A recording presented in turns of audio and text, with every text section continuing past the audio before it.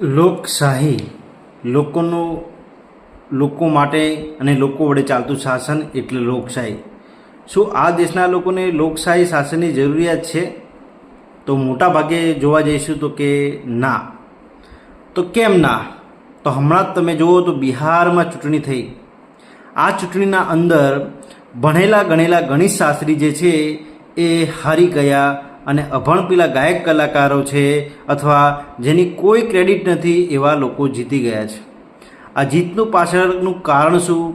તો કે પૈસાની લાલચો અને ખોરાકની લાલચો.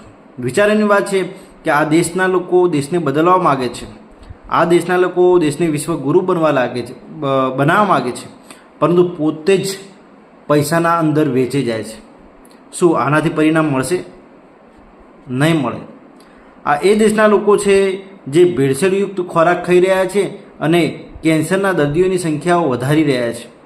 ખબર છે કે ટૂંક સમયમાં WHO એટલે કે વર્લ્ડ હેલ્થ ઓર્ગેનાઇઝેશને એક રિપોર્ટ જાહેર કર્યો અને કીધું છે કે આવનાર સમયના અંદર ઘરે ઘરે દર્દીઓના કેન્સરના દર્દીઓ જોવા મળશે. 10 વ્યક્તિએ 5-6 વ્યક્તિ એવા હશે કે જેને કેન્સર થશે. તો આના પાછળ જવાબદાર શું ભાઈ? આજનો ખોરાક. આ દેશના લોકો શુદ્ધ ખોરાક ખાવા માગતા નથી.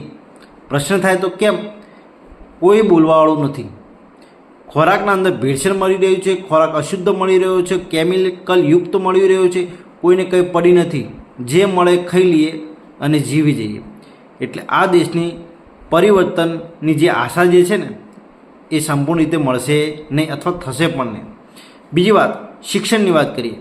શિક્ષણ તો જોઈએ છે, પણ શું નજીકની તમે આંગણવાડી કેન્દ્રે જાતા હો અથવા તો બાલવાટિકા જાતા હો અને જુઓ કે ખરેખર તમારા બાળકને જે ભણાવવાવાળી બહેનો છે એ બહેનો શું કરે છે? ભણાવે છે અથવા તો રમાડે કે શું કરે છે? જુઓ, એ કાગળ લખતી હશે અને કાગળમાં ખોવાઈ ગયેલી હશે. આ જ રીતે તમે જુઓ તો શિક્ષકો પણ સ્કૂલના કામોમાં એટલા ખોવાઈ ગયેલા છે, અપાર આઈડી યુડાયસ પ્લસ, કે એ ફ્રી ટાઈમમાં પોતાનું કામ બાળકો માટે કરી નથી શકતા.